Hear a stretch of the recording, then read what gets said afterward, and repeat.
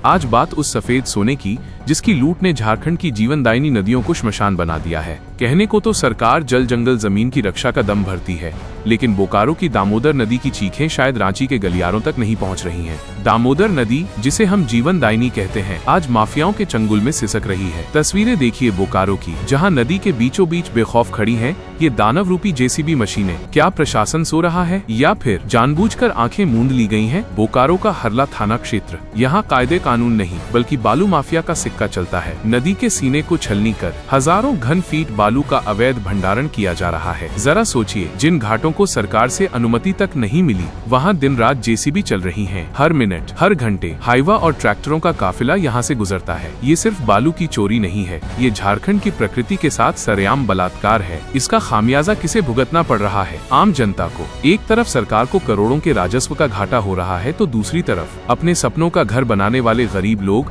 माफियाओं को भारी रकम चुकाने पर मजबूर हैं। स्थानीय लोगों का दर्द सुनिए। वो कहते हैं कि अधिकारी सब जानते हैं, फिर भी कोई कार्रवाई नहीं। आखिर क्यों? क्या माफियाओं की पहुंच सत्ता के गलियारों तक इतनी गहरी है? नदी की दिशा बदल दी गई है, पारिस्थितिकी तंत्र को तबाह कर दिया गया है। अब ग्रामीणों ने हुंकार भरी है। उनका साफ कहना है, अगर प्रशासन ने शिकंजा नहीं कसा तो अब जनता खुद सड़क पर उतरेगी। अब सवाल बोकारो जिला प्रशासन से है, साहब, ये आंख मिचौली कब तक चलेगी? कब रुकेगा दामोदर का ये कत्लेआम? दामोदर सिर्फ एक नदी नहीं, झारखंड की रगों में बहने वाला जीवन है। इसे माफियाओं के हवाले करना सिर्फ राजस्व की चोरी नहीं, बल्कि आने वाली पीढ़ियों के साथ गद्दारी है।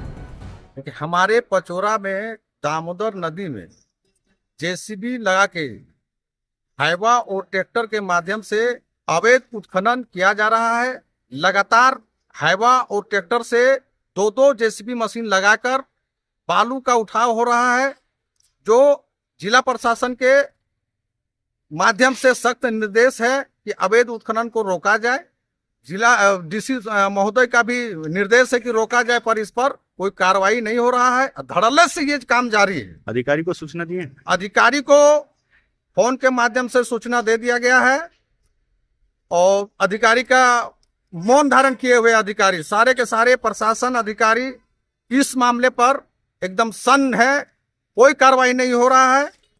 हम लोग चाह रहे हैं कि राजस्व का जो क्षति हो रहा है, ये बालू का अवैध उत्खनन करके इसको अविलंब रोका जाए, और नहीं तो फिर समिति हम लोग रोड पर उतरने का काम करें। इतना गाड़ी डेली निकल रहा है वहाँ से? डेली 50 से ज्यादा गाड़ी निकल रहा है, जिसमें हाईवा और ट्रैक्टर रात दिन काम चल रहा है। दो जेसीबी मशीन लगा हुआ है नदी में।